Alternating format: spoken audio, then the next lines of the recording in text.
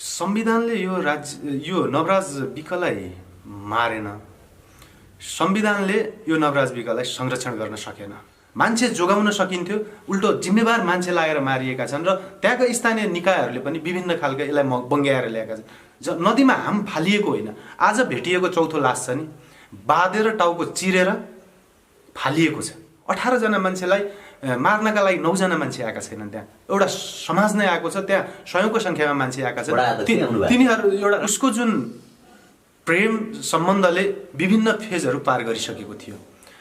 बसेर त्यहाँको स्थानीय प्रशासनदेखि लिएर त्यहाँको सामाजिक हिसाबले बसेर यो कुराहरू चर्चामा आइसकेको थियो, समस्याको रूपमा पनि आइसकेको थियो र त्यसका लागि केही समयको लागि एक खालको समझदारी पनि गरिएको थियो। अन्त छुवाछुत भनेर जोड्न चाहन्छु मलाई। छुवाछुत जुन छ, छुवाछुत तपाईँको राज्यले नै गरिदिएको छ। हामीले बारम्बार पनि कुरा उठाउँदा, विभिन्न निकायबाट कुरा उठ्दा र त्योसँग जोडिने एउटा बेनिफिसियरी जुन ग्रुप छ त्यसले पनि त्यहाँ केही गद्दारी गरेको छ।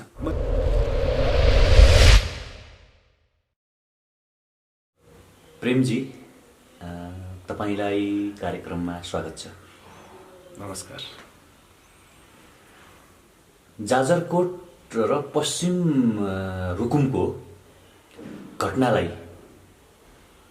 प्रेम कुन आँखाले हेर्नुहुन्छ, कसरी व्याख्या गर्नुहुन्छ यसलाई? धन्यवाद। यो समय सान्दर्भिक प्रश्न हो र आज हामी 21औं शताब्दीमा मानव भएर यो संसारसँग प्रतिस्पर्धा गर्छौँ भनेर एक खालको चेतना बोकेर हिँड्नुपर्ने बेलामा आज हाम्रो यो समाजमा जुन खालको घटना घटेको छ यसको त सर्वप्रथम मैले निन्दा नै गर्नुपर्छ। र यो बर्बरतापूर्ण घटना, यो राज्यको दृष्टिकोणबाट हेर्दा यो जघन्य अपराध हो र मान्छेले मान्छे भएर बाँच्न पाउने कुराको सुनिश्चितता आज हामीले यो समाजमा गर्न सक्दैनौँ भने, हामीले यो समाज परिवर्तन गर्ने, यो संसारसँग हामी प्रतिस्पर्धा गर्ने र मान्छेको बाँच्न पाउने, मान्छेका नैसर्गिक अधिकारहरूको संरक्षण कसरी हुन सक्छ। र यो घटनाको बारेमा तपाईँले उठाएको प्रश्नको बारेमा मलाई जहाँसम्म मैले पनि विभिन्न माध्यमबाट अध्ययन गरेको छु, विभिन्न माध्यमबाट अध्ययन गर्दा मलाई के लाग्छ भने, पहिलो कुरा त यो समाजको हिजोदेखिको यथास्थितिवादी सोच हो एउटा कुरा चाहिँ। र दोस्रो कुरा के हो भने, आखिर त्यो सोचलाई परिवर्तन गर्ने जिम्मा कसको हो त भन्ने कुरा हो भने राज्यको लापरवाही हो। यसमा मैले अलिकति जोड्न चाहेँ। किन लापरवाही हो भन्छु भने, म सुरक्षा निकाय पुगिसकेको छ, सरकारको प्रतिनिधि, त्यहाँ स्थानीय सरकारको प्रतिनिधि पुगिसकेको छ र उनीहरूको उपस्थितिमा पनि मान्छेलाई जोगाउन सक्दैन भने राज्यले यो घटनामा के गर्यो, राज्य कहाँनिर छ भन्ने कुराको चाहिँ आज प्रश्न हो। राज्य छ नि, अब राज्यको बर्बरता अथवा राज्यको लापरवाही वा राज्यले अथवा नेपालको संविधानले नवराज विकको हत्या गर्यो। किनकि संविधान सबैका लागि बराबर हुन्थ्यो। नवराज विकले प्रेम गरेका हुन् र प्रेमको उपहार उनले मृत्यु पाए, त्यही पनि क्रूर तरिकाले, पाशविक तरिकाले। र राज्यले नवराज विकलाई बचाउन सकेन तपाईले भन्दै गर्दा यो संसारको सबैभन्दा उन्नत र सबैभन्दा उत्कृष्ट दर्शन मानिन्छ कम्युनिज्मलाई। विशेषतया वर्गीयताका हिसाबले हेर्दाखेरि, लैङ्गिकताका हिसाबले हेर्दाखेरि र समानताका दृष्टिकोणले हेर्दाखेरि तानाशाही अथवा तपाईको चाहिँ सामन्तवादलाई हामीले ढाल्यौं र जनताको मत लिएर कम्युनिज्मलाई आदर्श मानेर, कम्युनिज्मलाई आफ्नो आइडियोलोजी मानेर शासन सत्तामा हामी पुग्यौं भन्ने राज्यमा चाहिँ यस्तो किसिमको इभेन्ट अथवा घटना भइरहेको छ।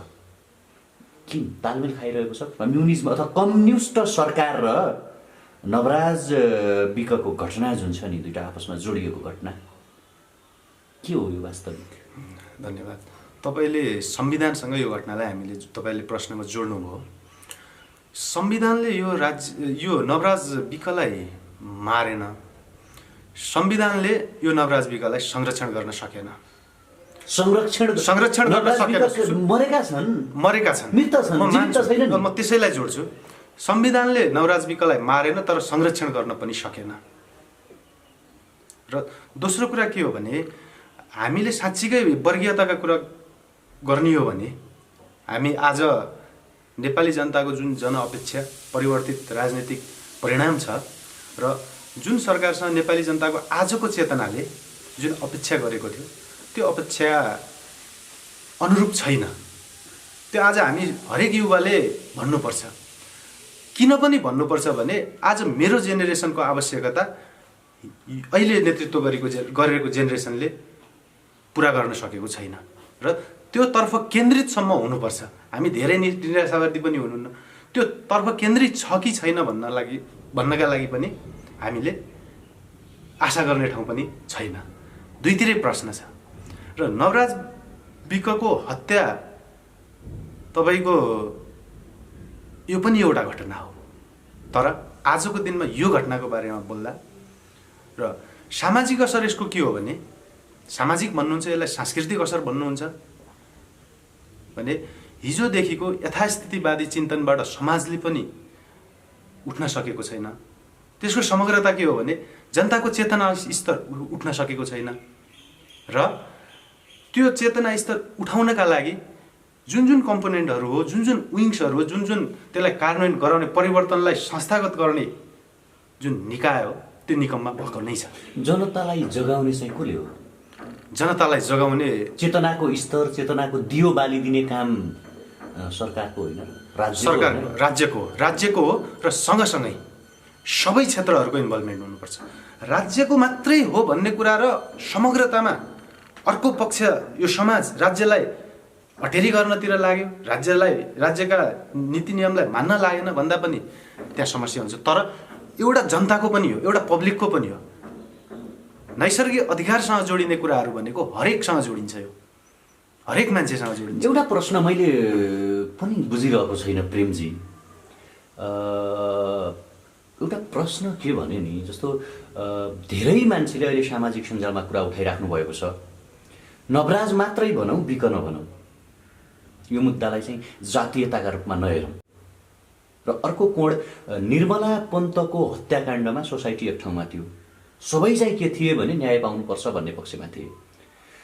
निर्मलाको पछाडि के थियो? पन्त थियो। नवराजको पछाडि के छ? विक छ। र सोसाइटी तपाईँले पनि देख्नुभएको होला विभाजित भएको छ। कस्तो आरोप लगायो भने 19-20 जना मान्छेहरू लिएर फिल्मी शैलीमा जाने, अपहरण गर्न जाने, लकडाउन उल्लङ्घन गर्ने समाजको एउटा पाटो चाहिँ त्यो पनि भनिरहेको छ। तपाईँले बुझ्नुभयो होला मेरो प्रश्नको आशय। पन्त र विक वास्तविक के हो? यो समाजको एउटा सोच मात्रै हो। राज्यका दृष्टिबाट राज्यको तर्फबाट त्यही समाज निर्मला पन्तको ठाउँमा चाहिँ न्याय पाउनुपर्छ भन्ने, अनि यता आएर म तपाईँलाई प्रश्न क्लियर पारिदिउँ, यता आएर नवराज विकको केसमा चाहिँ छानबिन हुनुपर्छ, दोषी को हेर्नुपर्छ होइन, तपाईँको चाहिँ ऊ किन गयो त्यहाँ भनिरहेको छ कि विभक्त समाज। यो समाजको संरचनासँग जडसँग नै जोडिन्छ। त्यहाँ पनि केही कुराहरू हिजोको समाजको ट्रेन्डलाई हेर्ने हो र त्यहाँ अहिले त्यो ठाउँको चेतना स्तर के छ भन्ने कुराको के एनालाइसिस हामीले नि गरेका छौँ। र त्यो ठाउँको मात्रै होइन, काठमाडौँ संसदमा कुरा उठेको छ। आज त्यसको विषयमा नै म जोड्दैछु। जनार्दन शर्माले भन्नुभएको छ हाम फाल्यो भनेर, त्यसको विषयमा नै म जोड्दैछु। यसमा मेरो कसैले आरोप नै भन्लान्, तर म आरोपै लाउन चाहन्छु। बरु के हो भने त्यहाँ राज्य चलाउने जुन ट्रेन छ, राज्यलाई थिचोमिचो गर्ने नेपालको जुन राजनैतिक ट्रेन छ, शक्ति र पहुँचका भरमा त्यहाँ अन्याय पनि भएको छ। मान्छे जोगाउन सकिन्थ्यो, उल्टो जिम्मेवार मान्छे लागेर मारिएका छन् र त्यहाँका स्थानीय निकायहरूले पनि विभिन्न खालका यसलाई बङ्ग्याएर ल्याएका छन्। जनार्दन शर्माले नदीमा हाम फाल्यो भन्ने सन्दर्भमा के छ, नदीमा हाम फालिएको होइन, आज भेटिएको चौथो लास छ नि, बाँधेर टाउको चिरेर फालिएको छ। मैले त्यो कुरा मैले माने कि मैले जोड्न खोजेको कुरा के भने होइन, नवराज विकै भएको भरमा त्यसको समाधान त्यो एउटा समस्या संयोजित तरिकाले तपाईको प्रश्न लकडाउन किन उल्लङ्घन गर्यो, त्यो त 17 वर्षभन्दा मुनि किशोरी थिए, त्यो बिहे हुँदैन, यो भनिरहेको छ कि समाज। त्यो भनिरहने सन्दर्भ त्यो समाजले 18 जना मान्छेलाई 18 जना वरिपरिको सङ्ख्यामा गएको छ भन्ने कुरा जुन छ, 18 जना मान्छेलाई मार्नका लागि 9 जना मान्छे आएका छैनन्। त्यहाँ एउटा समाज नै आएको छ, त्यहाँ सयौंको सङ्ख्यामा मान्छे आएका छन्। तिनीहरू एउटा राज्यको, मैले अघि नै भने, सुरक्षा निकाय त्यहाँ छ, स्थानीय सरकारको नेतृत्व त्यहाँ छ। त्यो भइसकेपछि त्यो समाजले, त्यो निकायले, त्यो सुरक्षाले नै मार्नका लागि सहयोग गरेको बुझिन्छ। नत्र के हो भने 400-500 मान्छेले जोगाउन सक्थ्यो। मान्छे कुरा त भयो, तर मान्छेहरू नवराज विकको गलत छ किन भनिरहेका छन् यो खोजेको कि मैले। मान्छेहरू के भनिरहेछन् भने ऊ साउथ स्टाइलमा गयो, हिरो भन्यो, अर्काकी छोरी ताक्दिने, राति राति गएर प्रेम गर्ने भयो भने त फोन गरेर तल कहीँ अन्त पनि बोलाउन सकिन्थ्यो नि भनिरहेका छन् केही वर्गका मान्छेहरू। मैले नवराजको आफ्नै बाध्यता छ त्यसरी जानका लागि पनि। त्योभन्दा अगाडि पनि उसको जुन प्रेम सम्बन्धले विभिन्न फेजहरू पार गरिसकेको थियो। बसेर त्यहाँको स्थानीय प्रशासनदेखि लिएर त्यहाँको सामाजिक हिसाबले बसेर यो कुराहरू चर्चामा आइसकेको थियो, समस्याको रूपमा पनि आइसकेको थियो, र त्यसका लागि केही समयको लागि एक खालको समझदारी पनि गरिएको थियो। र उसलाई त्यहाँ जाने कुरा पनि त चान्चुने थिएन, र ऊ स्वाभाविक हो, अरूलाई केही नगर्ने गरी आफू सुरक्षित हुनका लागि जाने कुरा स्वाभाविक नै हो। र ऊ त्यो स्वाभाविक हो, मैले पनि भन्छु। मैले त्यहाँ यो आरोप मात्रै हो। त्यो वर्गका मान्छेहरू उसलाई त्यो किन भनिरहेका छन्? यो के मनोविज्ञान हो भनेको कि, अथवा यसले हाम्रो छोरीहरूलाई हेर्नै हुन्न थियो, यो हाम्रो लेभलमा आउनै नहुने मान्छे हो भन्ने हो कि? जस्तो मनोविज्ञान त त्यही नै हो। मनोविज्ञान त के हो भने मृत्यु छ, मारिएको छ, मनोविज्ञान त मान्छे होइन भन्ने नै छ। आज यो नेपाली समाजमा मान्छे होइन भन्ने नै छ मनोविज्ञान। मैले के भन्न खोजेको भने नवराज मारिए, ढुङ्गाले हानेर मार्यो, नवराजले न्याय पाउनुपर्छ भनिरहेका छैनन् कि? मान्छेहरू भनिरहेका छन् के भने उनले लकडाउन किन तोड्यो, जाजरकोटबाट पश्चिम रुकुम आयो किन भन्दा यो के मनोविज्ञान हो भनेको? यसको अब हरेक घटनालाई दुई हिसाबले टिका टिप्पणी गर्न सकिन्छ। यसको अर्थ के हो भने पोजिटिभ र नेगेटिभली जहाँ पनि रहन्छ। र नवराजले कति गल्ती गर्यो भन्ने कुराहरू कसैले उठाइरहेका छन्, यो आफ्नो पाटो हो। तर नवराजले केका लागि गर्यो? नवराज एउटा मान्छे हो, उसलाई लकडाउन उल्लङ्घन गरेको कुरा गर्ने हो भने आज हामीले अनावश्यक हिसाबले काठमाडौँमा पनि भिडभाड देखेकै छौँ। त्यो के हो भने यो कोरोना के हो भन्ने कुरा त्यो युवामा चेतना भएन, त्यो आफ्नो ठाउँमा छ, तर त्यसको सजाय उसले मर्नुपर्ने चाहिँ होइन। के भन्नुहुन्छ ती मान्छेहरूलाई जो त्यो भनिरहेका छन्? म त्यो भनिरहेका मान्छेहरूलाई म विनम्रताका साथ आग्रह के गर्न चाहन्छु भने हामीले मान्छेलाई मान्छे भनेर हामीले ग्रहण गर्न सिकौँ। हामीले र यसका सन्दर्भमा म एउटा कुरा जोड्न चाहन्छु। यो जुन आज हामीले यसलाई यो जुन खालको यो नितान्त छुवाछुत भनेर जोड्न चाहन्छु म यसलाई। छुवाछुत जुन छ, छुवाछुत तपाईँको राज्यले नै गरिदिएको छ। हामीले बारम्बार पनि कुरा उठाउँदा, विभिन्न निकायबाट कुरा उठ्दा र त्योसँग जोडिने एउटा बेनिफिसियरी जुन ग्रुप छ त्यसले पनि त्यहाँ केही गद्दारी गरेको छ। म एउटा सिरियस कुरा जोड्न चाहन्छु। राज्यले, हामीले लगायत हामी जस्तो यो जेनेरेसनले आजको समयले बारम्बार नेपालको दस्तावेजमा, प्रमुख दस्तावेजमा दलित भन्ने शब्द हटाइनुपर्छ। हटाइरहँदाखेरि तपाईहरु आरक्षणको विरोध गर्यो भन्नु होला नि? आरक्षणको आज नेपालमा अस्ति तपाईको चाहिने आरक्षणको कोटा काटियो भनेर आन्दोलन गरिएको थियो दलित समुदायबाट। आन्दोलन गर्न लोकतन्त्र हो, आन्दोलन गर्न पाइन्छ, आन्दोलन गर्न पाइन्छ। त्यसको सन्दर्भमा तपाई भन्नुहुन्छ दलित शब्द पनि हटाउनु भन्नु। दलित शब्द हटाउनु साच्चै यो विभेदको अन्त्य गर्ने हो भने आज यो ग्रेजुअली हुने कुरा हो, यो र्यापिडली हुने चेन्ज पनि होइन। यो कुरालाई म स्वीकार्छु। यो कुरालाई म एउटा समुदायको हिसाबले पनि मैले आफूले भोगेको घटनाहरूलाई आजसम्म मैले जोड्दाखेरि पनि ग्रेजुअली चेन्ज पाएको छु। तर यसका तीनवटा कम्पोनेन्टहरू एकसाथ जाँदा यसको अन्त्य हुन सक्छ।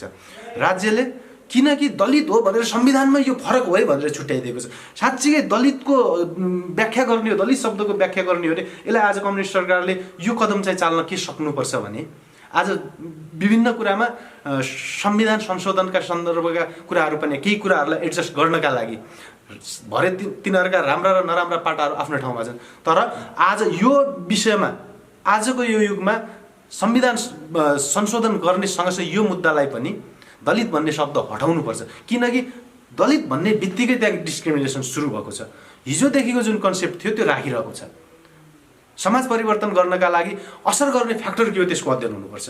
र दोस्रो कुरा के हो भने यो सामूहिकतामा हुने कुरा, यो समाजले नै बोक्ने कुरा हो। र यसका लागि मेरो एउटा आग्रह के छ भने हिजोका दिनको ट्रेन्डलाई हेर्दा आज हामी अलि परिवर्तन भएका छौँ। तर हामीले यो आज मैले यो विषयमा बोल्नुभन्दा पनि आज कथित गैर दलितले यो विषयमा बोल्दाखेरि यसको अन्त्य चाँडो हुन्छ। यसका लागि के हो भने यो दलितको इस्यु मात्र होइन, दलितको इस्यु भनेर दलितहरूले मात्र बोक्ने पनि होइन। आज हाम्रो क्रिएटिभिटी के हो त? अब यो आन्दोलन यो समस्याको अन्त्य गर्नका लागि हामीले खेल्नुपर्ने भूमिका के हो भन्ने सन्दर्भको यसमा तपाईँलाई एउटा कुरा सन्दर्भ जोड दिन्छु होइन। लामो समयदेखि त्यही वर्गका लागि लड्छु भनेर त्यही वर्गको नारा बजाएर र त्यही वर्गका मान्छेहरूलाई परिचालन गरेर त्यही वर्गका मान्छेको ढाडमा टेकेर सिंहदरबार र बालुवाटारसम्म पुगेका मान्छेहरू आज सत्ताको शिखरमा छन्। उहाँहरूले बिर्सिनु भएको हो यो मुद्दा? बिर्सिएकै हो, के गर्नु? बिर्सिएकै हो। तपाईँहरू भन्नुहुन्छ बिर्सिनु भयो होइन। अनि लडाइँ कसको विरुद्धमा हुनुपर्छ? लडाइँ जाजरकोटको विरुद्धमा हुनुहुन्छ अथवा त्यही मुद्दालाई प्रयोग गरेर तिनै मान्छेको घरमा खाएर तिनै मान्छेहरूको सिँढी प्रयोग गरेर सिंहदरबार र बालुवाटारमा पुगेका शासकहरूको विरुद्धमा लड्न आवश्यक छ, वा बुझ्दै नबुझ्ने प्रवृत्ति ढुङ्गा हान्ने प्रवृत्तिको विरुद्धमा लड्न आवश्यक छ?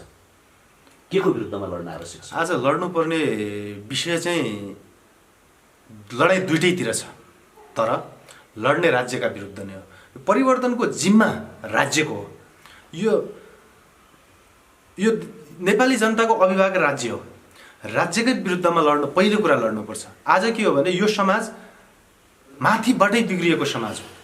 हामीले भन्न सक्नुपर्छ आज हामीले, हुन सक्ला ती कुराहरूले कतिपय यो समाजको कारणले सामाजिक असर वातावरणीय असरले त्यसको त्योबाट अछुत हामी पनि नरहेको हुलौँ, तर पनि आज हामीले एउटा हेक्का चाहिँ के गर्नुपर्छ भने आज हामी आफू परिवर्तन हुँदै यो समाज परिवर्तन गर्नका लागि राज्यको प्रमुख भूमिका हुन्छ। र राज्यले आज जुन खालको निकम्बा नै विधिको कार्यान्वयन गर्ने काम राज्यको हो नि। आज मर्नसँग सबै डराउँछ।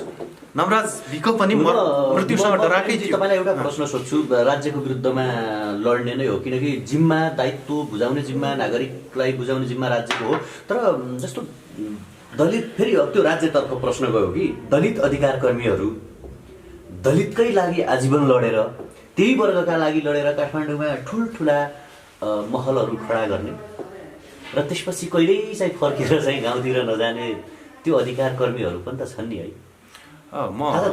छन्। आज तपाईँले अघि पनि भन्नुभयो, आरक्षणको कुरा पनि जोड्नुभयो।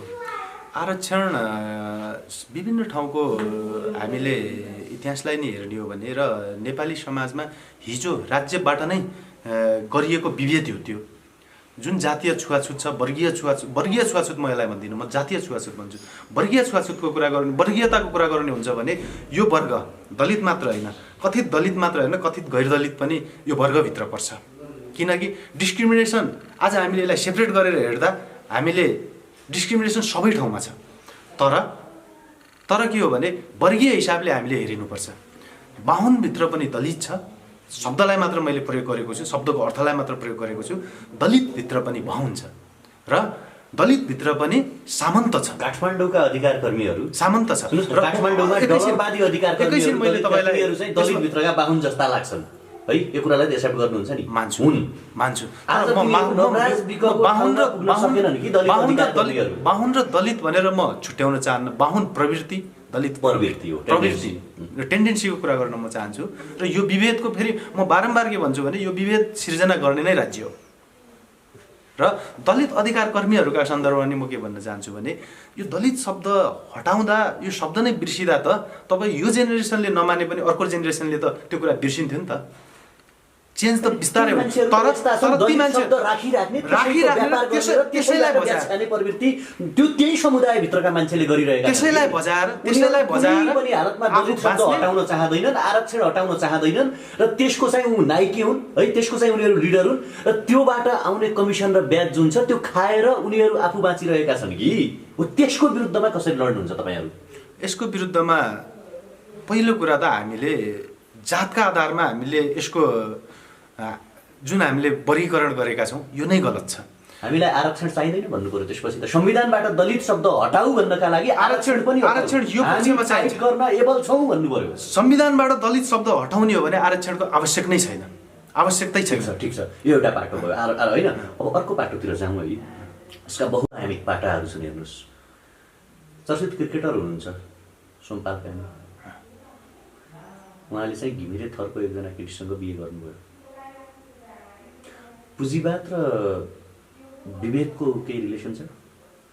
नवराज विक जाजरकोटको मान्छे, सोमपाल कामी चर्चित क्रिकेटर, दुईटैको नेपाली समाजले बिल्ला भिराएको उपल्लो जातिका मान्छेसँग प्रेम भयो। एउटाको विवाह भयो, अर्कोको मृत्यु भयो। पैसा र अथवा पुँजीवाद र विभेदसँगको सम्बन्ध देख्नुहुन्छ कि नै तपाईँ? अवश्य देख्छु। पुँजीवादले अल्टिमेटली आज हामीले जुन समाजको परिकल्पना गरिरहेका छौँ, हामी समाजवादको बाटोमा उन्मुख भनेर हाम्रो दस्तावेजहरूले त्यसलाई अङ्गीकार गरेको छ। र यो कुराबाट हामीले हेर्ने हो भने पुँजीवाद एउटा प्रमुख विभेद गर्ने एउटा व्यवस्था हो। विभेद सिर्जना गरेको छ पुँजीवादले।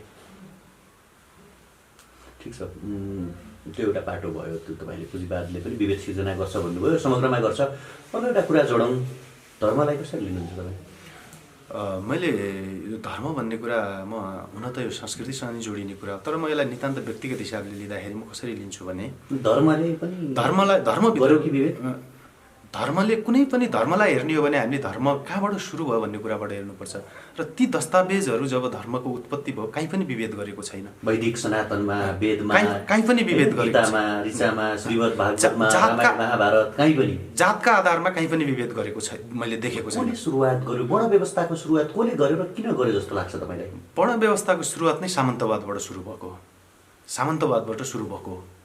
र यसको ठेकेदारहरूले र शक्तिमा रहिरहनका हिजोका टाठाबाठाहरूले र त्यो टाठाबाठा मान्छे हुनुपर्छ, तर टाठाबाठाहरूले त्यो कुराको यो एउटा धर्मका सन्दर्भमा हेर्नुहुन्छ भने म एउटा नवराज विक र धर्मबीच कुनै कनेक्सन छ र भनेको कि छैन? नवराज विक र धर्मबीच कुनै कनेक्सन छैन। त्यस्तो छैन होइन? वर्ण व्यवस्था अन्त्य हुनुपर्छ भन्ने यो समाजसँग वर्ण व्यवस्थाको बारेमा के भन्नुहुन्छ तपाईँ? त्यो अन्त्य हुनुपर्छ कि नै? जो पछिल्लो चरणमा सुरु गरियो, पछिल्लो वैदिक सनातनमा त्यो लेखिएन, तर बिचमा आउँदाखेरि आफूलाई कथित राष्ट्रवादी र एकदम हिन्दू धर्मका हामी ठेकेदार हौँ भन्ने मान्छेहरू जो छन् नि, उनीहरूले सुरु गरेको वर्ण व्यवस्थालाई कसरी हेर्नुहुन्छ तपाईँ? यहीँदेखि त विभेदको सुरु भयो नि। आज राज्यले नीतिलाई समग्रतामा प्रयोग नगरिकन, उद्देश्यमा प्रयोग नगरिकन जसरी व्यक्तिवादी हिसाबले प्रयोग गरेको छ आफ्ना पूर्ण स्वार्थ पूर्ति गर्नका लागि, त्यसै गरी हिजोका दिनमा यी धर्मका ग्रन्थहरू, यी शास्त्रहरूलाई फलो गराउने र यिनीहरूको व्याख्या गर्नेहरूले आफूलाई पाएको हुने हिसाबले गरेको व्याख्या हो। पिके फिल्म हेर्नुभएको छ? हेरेको छु। एकचोटि हेर्नु होला, नहेरेको भए हेरेको छ भने त्यही हो जे छ। मैले पनि त्यही भनेको। जस्तो अहिले केही यो कुरा उठ्यो, यो बाहुनवाद र दलितवाद भन्ने व्यापक उठ्छ बेला बेला होइन? अहिले जस्तो नवराजको केसमा पनि नि आज पनि मैले सुने बाहुनवाद मुर्दाबाद भन्ने नारा लाग्यो, आज पनि लाग्यो, मैले सुनेको, म पनि त्यही थिएँ। के भन्नुहुन्छ तपाईँ? यो प्रमुख समस्या यहाँनिर पनि छ। हामी नेपालीको चेतना अथवा यो समाजको चेतनाको समस्या यहाँनिर छ।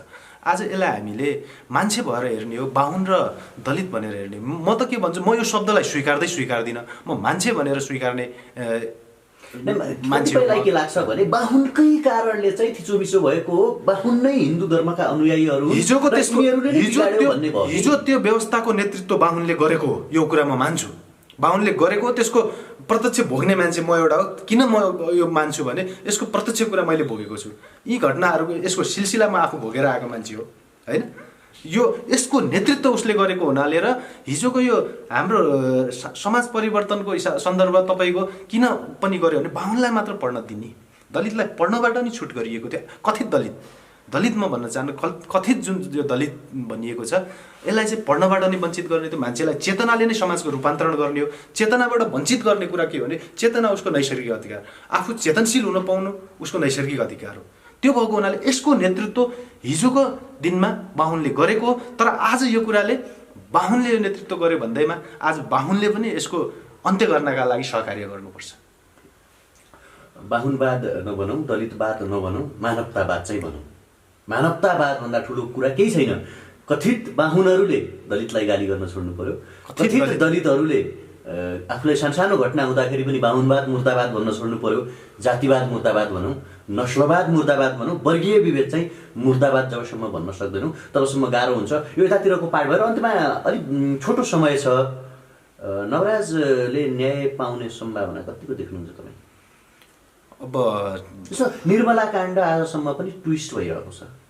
उच्च ओहदा र उच्च पदीय मान्छेहरूले निर्मला काण्डलाई दबायो भन्ने आम मान्छेको बुझाइ छ र हिजोका संसदका अभिव्यक्तिहरू, केही मिडियामा आएका अभिव्यक्तिहरू के भनिएको छ भने तपाईँ हामी सबैलाई थाहा छ ढुङ्गाले हानेर नवराजलाई मारियो, तर भनियो के भने नवराज दुलहीको त्यो केटीको घरमा पुगे र त्यो केटी त्यो छिमेकीहरूसँग झगडा गर्न थाले र त्यो झगडा हुँदा हुँदा हुँदा हुँदा भेरी नदीमा आम फालेका हुन् भनेर केही संसदहरूले प्रश्न भनिसक्नु भएको छ, शक्तिशाली संसदहरूले। यो बेला नवराजको न्यायका लागि प्रेमले के गर्नुहुन्छ? प्रेमजीले तपाईँले जुन प्रश्न उठाउनु भएको छ यसमा अब संसदमा उठिसकेको विषय र विभिन्न एउटा देशैभरि विभिन्न तह र तब्काबाट यो विषयलाई आज निर्मला काण्डको काण्डमा त सब जनता एकमत थिए, तपाईँले प्रश्न जोड्नु भयो। निर्मला हत्याकाण्डको सन्दर्भ, बलात्कार काण्डको सन्दर्भमा पनि मैले एउटा कुरा चाहिँ म के भन्न चाहन्छु भने राज्यले अहिलेसम्म यसको बारेमा के हो त सत्य तथ्य भन्ने कुरा, यो कुरामा पनि जोडिएको छ। उसका प्रमाणहरू नष्ट गरिने जुन कुराहरू छ यो सामान्य हिसाबले हेर्दा पनि त्यहाँ प्लानिङमा, योजनामा पहिले नै मार्ने योजना थियो थिएन आफ्नो ठाउँमा होला, तर घटनाले त्यो रूप लिइसकेपछि त्यसलाई यो गर्दा ठिक हुन्छ भनेर शक्ति प्रयोग भएका छन्। र तपाईँलाई यसमा योभन्दा धेरै कुरा भन्नुभन्दा नि नवराजको प्रकृति पनि के हो भने नवराजले गएर त्यहाँ झगडा गर्यो हाम फाल्नका लागि संसदहरूलाई विशेष हिसाबले संसदहरूलाई मेरो प्रश्न के छ, उहाँहरूलाई मेरो प्रश्न के छ भने घटनाको बारेमा नेपालको गरिमामय संसदमा बोल्दाखेरि तथ्यपूर्वक घटनाको बारेमा बोलिनुपर्छ। न्याय पाउने कुरामा शङ्का लागेको छ, खबरदारी हामीले गर्नुपर्छ। तपाईँहरू मार्फत नै म भन्न चाहन्छु तपाईलाई थाहा छ राज्यलाई यो कुरामा तोडमोड गर्ने कुराहरू आएका छन्। नवराजको कुरा उठ्दै गर्दा उच्च ओहदासँग जोडिएका व्यक्तिहरू त्यसमा मार्नेमा इन्भल्भ भएका छन्। र आज महिनादेखि एउटा कुरा मलाई सकाउन दिनुस्, आज पनि यदि नवराज विकले न्याय पाउँदैनन् भने स्वतः मार्ने मान्छे त्यहाँ उपस्थित छन्, समातिएका छन्। अब न्याय पाउनका लागि उसलाई कानुनले तोके अनुसारको सजाय दिने हो र अझ कानुनमा परिवर्तन गरेर पनि यस्ता घटनाहरूले अब यस्ता घटनाहरू गर्नुहुन्न भन्ने कुराको यसको कार्यान्वयन गरेर, कानुनलाई कार्यान्वयन गरेर नै थाहा हुन्छ। गर्नुपर्छ र सजाय हदसम्मको हुनुपर्छ। ट्विस्ट गरियो मानौँ होइन, हाम फालेको बनाइयो, घटनालाई जति कारबाही गर्नु पर्थ्यो त्यो अपराधीलाई अथवा त्यो संरक्षण गर्ने मान्छेहरूलाई गरिएन, उच्च स्तरीय पावर लाग्यो भने तपाईँहरू के गर्नुहुन्छ? हिजो संसदमा व्यक्त गरिएका केही धारणाहरूका हिसाबले त्यो कुरामा शङ्का गर्न सकिन्छ र त्यो प्रयास भएको म ठान्दछु। किनकि एउटा त्यहाँको सरकारको प्रतिनिधि आफू इन्भल्भ भएको छ, वडा अध्यक्ष इन्भल्भ भएको छ र नेपाली समाजको ट्रेन्ड, नेपाली राजनीतिको ट्रेन्ड हामीलाई थाहा छ, हामीले बारम्बार भोगेका छौँ र जुन हिसाबले मोडिफाई गर्दैछ राज्य बिस्तारै टच भएर त्यसलाई कमजोर बनाउँदैछ। र आज नवराज विकेको परिवारलाई राहत दिनु पर्यो, मृतकका परिवारहरूलाई राहत दिनु पर्यो भन्ने यो प्रमुख विषय होइन, उसलाई न्याय दिने कुरा चाहिँ प्रमुख विषय हो। राहत दिने कुरा, राहतका नाममा न्याय मर्न सक्छ, तर त्यो कुरामा आज त हामी सबैले खबरदारी गर्नुपर्छ र जिम्मेवार त्यहाँका जनप्रतिनिधिहरूलाई, त्यहाँका जनताका जनअपेक्षाहरू बोकेर आएका र हिजो आफ्नो मेनिफेस्टोहरूमा समाज परिवर्तनको एउटा आफ्नो धारणा राखेका जिम्मेवार मान्छेहरूलाई चाहिँ खबरदारी आज तपाईँहरू मार्फत म दिन चाहन्छु। यो घटनाको हामी अन्तिम समयमा पुग्यौँ। कति कुरा आएनन् अथवा अलिकता ट्रेन्डभन्दा बाहिर समाजशास्त्रीय गुणा, यसको वास्तविक फ्याक्ट भन्दा पनि यी घटना कसरी हुन्छन् र यसका पछाडिका कारणहरू के हुन्छन् भन्ने जस्तो कुराकानी भयो। केही कुरा भन्न छुटे जस्तो लाग्छ तपाईँलाई? केही छ भने भन्नु भनेको। यो विषयमा म एउटा आग्रह गर्न चाहन्छु, समग्र हाम्रो जेनेरेसन र यो समाजलाई आग्रह गर्न के चाहन्छु भने हामीले मान्छे भएर हेर्न सिक्नु पर्दछ र अहिलेसम्म जे कुराहरू समस्याको रूपमा छन् ती कुराहरूमा हामी सबै एक भएर लाग्नु पर्दछ।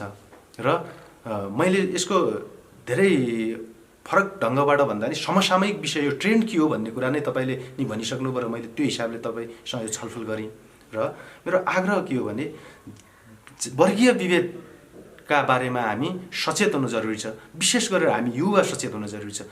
हिजोको त्यसको गलत कन्सेप्टबाट गुज्रिएको जेनेरेसनलाई परिवर्तन गर्ने जिम्मा पनि हाम्रो र अब आउनेहरूलाई त अभियसली गाइड गर्ने जिम्मा हाम्रो।